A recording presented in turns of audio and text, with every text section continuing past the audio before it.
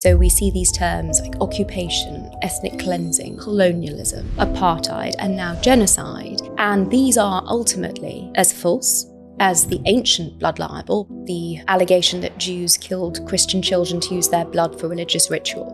When you have UN-run schools that indoctrinate kindergarten children to believe that the highest calling in life is to kill as many Jews as possible, peace is being pushed further and further away.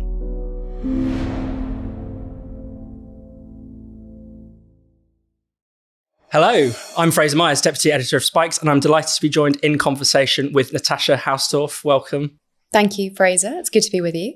Natasha, you're a barrister, expert in international law, legal director of UK Lawyers for Israel of the Charitable Trust. You're often on our TV screens defending Israel against what is probably the most serious crime possible. I'm talking, of course, about genocide. Some people might say you're defending the indefensible. How would you answer that? Well, I certainly see myself as defending the proper application of international law and the rule of law, first and foremost.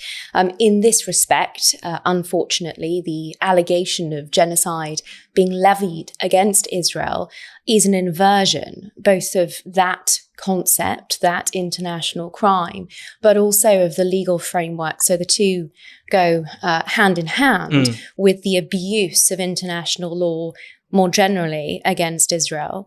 We certainly see it in stark terms in terms of South Africa's allegation of genocide at the International Court of Justice. And I think the motivations behind South Africa's allegation are extremely political. But the use of the term genocide in this respect is actually a technical legal hook to bring Israel to the court, because the State of Israel is a signatory to the Genocide Convention on the prevention and punishment of genocide. And thus, South Africa, in terms of bringing this unfounded, untrue allegation, is seeking to ground a legal case against Israel in the context of the jurisdictional framework of the International Court of Justice. Can you explain in sort of layman's terms, what is genocide and why is it a mistake to label Israel's actions in that way? Well, the term arose after the Holocaust. It was coined by Raphael Lemkin, a Jewish jurist, to provide a legal terminology to the Jewish experience of being exterminated, targeted because they were Jews. And so the central element of the crime of genocide, which is defined in Article 2 of the Convention, and it's also reflected in the International Criminal Court statute. The critical element of the crime is intention to destroy an ethnic, national, racial, religious group in whole or in part. And it's that intention which is then manifested through the commission of a series of acts, including killing individuals of that group or creating the conditions that make life impossible. But ultimately, what makes the crime of genocide different from any other international crime is the intention to go after a group in whole or in part.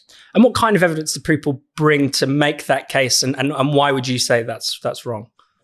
Well, the evidence that South Africa sought to put before the court included quotes by Israeli politicians that had been unfortunately taken out of context.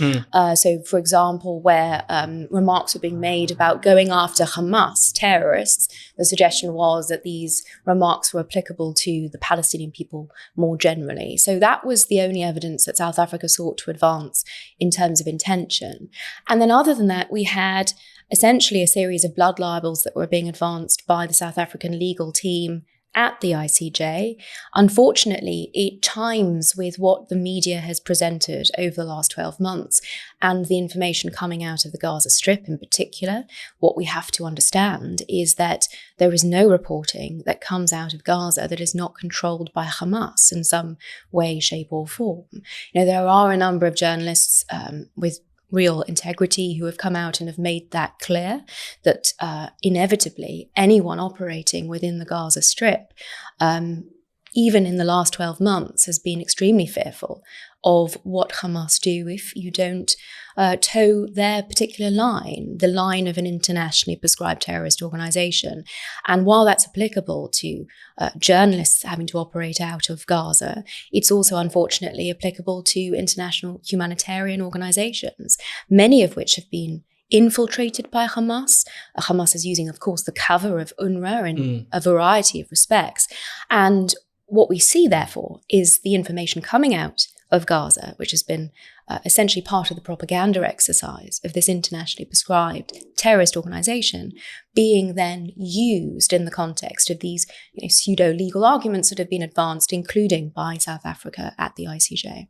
You accused South Africa of blood libel. Now, people may know the sort of medieval context of this. What do you mean by that in the modern context? So the medieval context was the allegation that Jews killed Christian children to use their blood for religious ritual. And I think what many people probably don't realise is how widely believed that was in medieval times. Even now, in some parts of the Arab world, that ancient blood libel is still on full display. I remember watching reports on Al Arabiya years ago referencing supposed massacres of Christian children in Paris in the 1800s. So those ancient libels are pervasive, but they are here in an updated form in the context of international law and how it's being abused. So we see these terms like occupation, ethnic cleansing, colonialism, apartheid, and now genocide. And these are ultimately as false as the ancient blood libel, but as pervasive, as widely believed. They're here in an updated form. And in many respects, while religion was the order of the day in terms of the ancient blood libel, and so, religious ritual was the mechanism by which that hatred of the Jews was then projected. That's in many respects been overtaken. International law, human rights being the current order of the day, the modern blood libels fall into the mechanism of international law, but albeit it's international law that is being used and that sort of language and terminology that is being abused to promote these modern falsehoods, You see, I think, the way that this is being lapped up in terms of the narrative, both in terms of the traditional media and also in social media. Yeah. And it was actually the former chief rabbi of the United Kingdom, the late Lord Jonathan Sacks, who had the foresight to point out that these modern blood libels were being advanced in the framework of international law, and to point out, in fact, that the modern virus, or the mutating virus of anti-Semitism, I should say, in its modern form, focused on the Jewish state and particularly abused international law for that purpose. And I suppose in particular, the meme, I guess, is Israel killing children, killing Palestinian children, deliberately out of some sort of psychotic bloodlust or something like that. That's spot on. And I think we need to be absolutely clear, albeit that enormously, unfortunately, there have been children who have been casualties of the conflict in Gaza. This allegation that Israel deliberately targets them is entirely untrue. That element is the blood libel.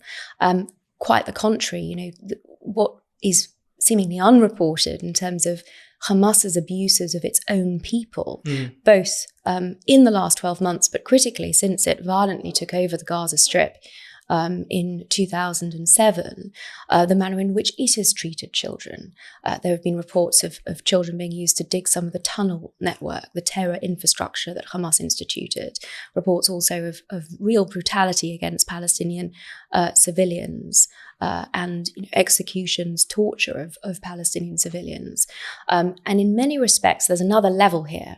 So there are the falsehoods that are projected onto Israel, but then there's also the inversion and the projection of Hamas brutality onto Israel as well. And those, I believe, are working in tandem and fueling so much of the misinformation.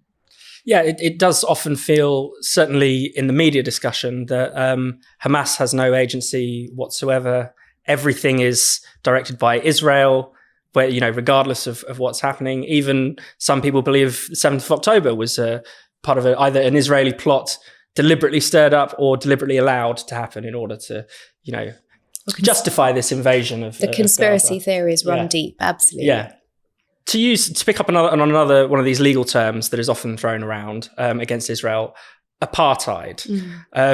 Obviously, we know what that's meant to evoke. Why is it wrong to use it in the Israeli context? Proving the negative is always, a difficult place to start from.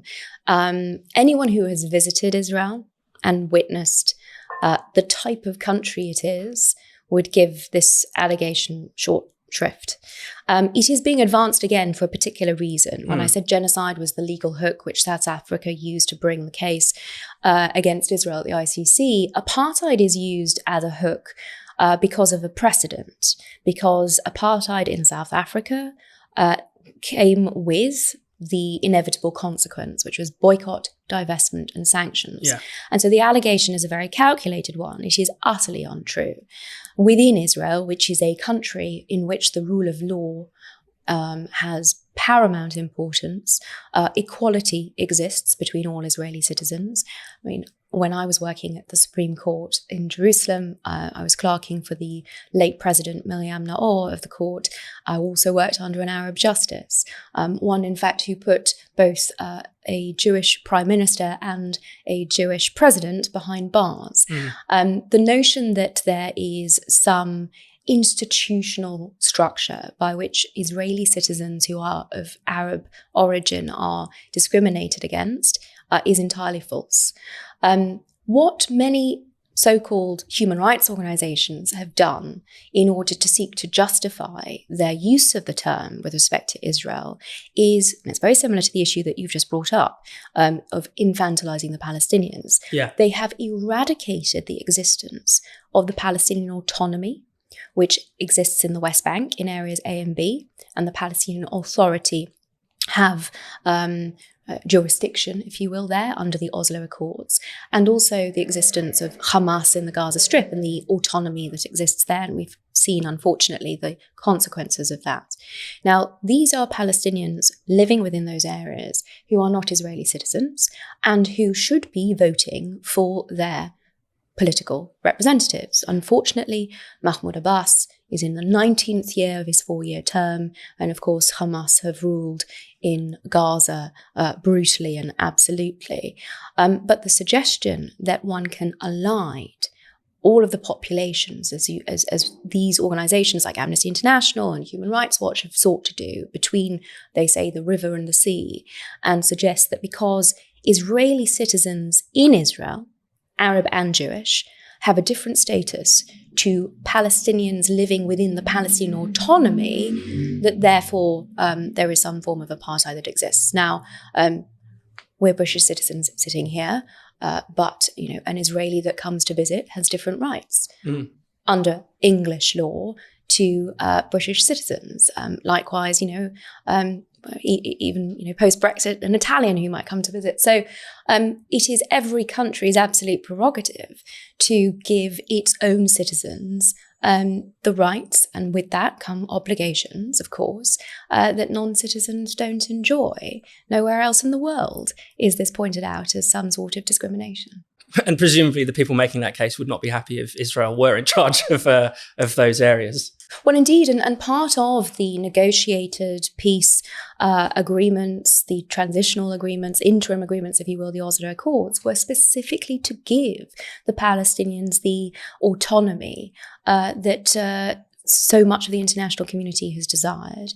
And again, it is an aspect of this discussion which is often lost, especially when we're hearing talk of this supposed two-state solution. The fact of the matter is that the Palestinians have self-governance in the West Bank and in Gaza. The consequences of that have not been in any way ideal for the ordinary Palestinian civilian, but that is whitewashed, it seems, by international discussion. Does Hamas even want a Palestinian state? Hamas have been clear that their objective is the eradication of Israel. That is consistent also with Hezbollah, another Iranian proxy, with the Houthis. So there's a pattern here. Had there been any desire for a Palestinian state or Palestinian self-governance, then Hamas would have used the opportunity or even the Palestinian Authority in Gaza at the time would have used the opportunity of Israel's withdrawal in 2005. Let's not forget, Israel withdrew unilaterally. It ripped Jewish families from their homes. It ethnically cleansed the Gaza Strip in pursuit of peace, because the Palestinian demand has consistently been that there will not be a single Jew in Palestinian-controlled territory. That has been the case when Gaza was ethnically cleansed. It is also the case in the Palestinian-controlled areas of the West Bank, particular Area A. And nonetheless, in those contexts, no attempts at state building were actually made. So I think all of the evidence tells us, unfortunately, the answer is no. In the post-October 7th moment, maybe it might have been naive to think that people could understand Israel's predicament, to understand the fact that it is living amongst neighbours who would like to see it wiped off the face of the earth. We feel further away from that understanding than ever. Does that disappoint you? What do you make of how the world has, if anything, turned against Israel at its moment of most need and peril? It is extraordinary. I think it's extraordinary that we don't seem to learn from history, and perhaps even more extraordinary that we haven't learnt, or some in the international community engaged in this discussion haven't learnt from the last 12 months. And the constant references back to, the old framework. And in many respects, I have to say, Western mentality and approach, which may have been understandable before the 7th of October. But after those atrocities, and after the consequences of the international community's pressure on Israel to make security concessions have been laid bare, have been made so clear, there are no excuses anymore to revert back to these old adages, these suggestions that, peace will be possible if you will it. Peace has not been possible, no matter how desperately Israelis have willed it, because there has been no partner on the other side. To be able to, many in the context of the Israeli-Arab conflict have said, you make peace with your enemies. I'm afraid I don't think that's right.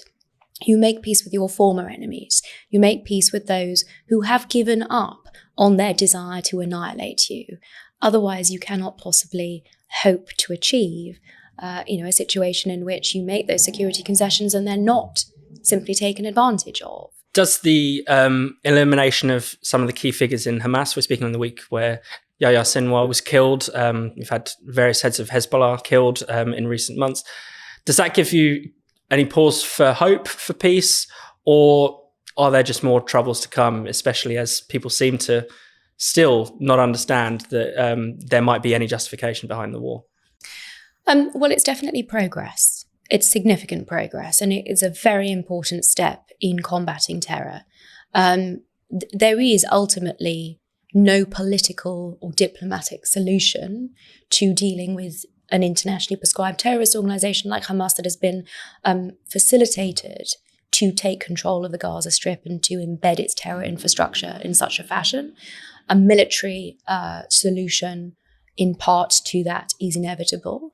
And what we have seen in terms of much of the leadership of Hamas that has been decimated, as well as a lot of the leadership of Hezbollah that has been eliminated, is an integral part of starting to deconstruct those terror organizations. It's also, of course, a significant element of Israel's war aims, which was to destroy Hamas as a political and military organization, as well as to return the hostages.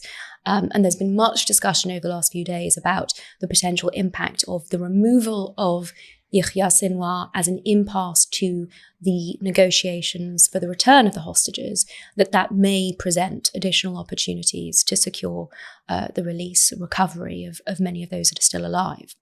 But it's inevitable that there will be another individual to take Sinwar's place. That is not because of Israeli military activity, that is because of the organisation that Hamas has been allowed to build up.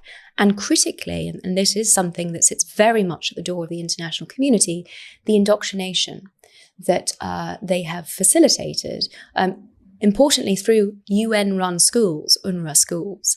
3/4 of the terrorists that crossed the border on the 7th of October last year were educated in UNRWA-run schools according to a curriculum that indoctrinates kindergarten children up to believe that the highest calling in life is to kill as many Jews as possible. And when you have that situation being perpetuated with international funding to these schools in the context of that curriculum, then you're generating further Yahya Sinwars in the future. That is the key, I think, to combating the perpetuation of the conflict and to generating the circumstances in which peace might be possible in the future. But as long as kindergarten kids today are going through that indoctrination process, peace is being pushed further and further away. And finally, have you lost any faith in international law or the international kind of legal system when you have a situation where Israel can be dragged through the courts on what you see as spurious grounds, or we have the UN, as you said, essentially acting as a kind of shield for Hamas? Does it call a lot of those institutions into question? Well, it certainly calls those institutions into question, and there should be accountability, both for UNRWA's involvement and also now UNIFIL's complicity, if you will, with Hezbollah crimes in the south of Lebanon. As a lawyer, I wouldn't say that my interaction with international law has ever been faith-based, but I do think it is having a desperately negative effect on the credibility of international law, on the ability for actors in the international legal arena, so primarily states, to place their faith in an international legal order, a rules-based system that is being so abused and so manipulated. And that, unfortunately, Fraser, has really dire consequences, not just for Israel, but for the future of the international legal order and for rules-based countries, the UK, first and foremost amongst them, from our perspective, to be able to have, I suppose, faith in the ability of the international legal system to hold the real abusers of international law to account. That is what is at stake. And unless we are willing to take a strong stance on the proper application of international law and to push back robustly on its abuse and the context of lawfare that we have seen erupt in respect of Israel, then I think that will be a very sad day when these international legal institutions simply lose their ability to be taken seriously. Natasha Hausdorff, thank you very much.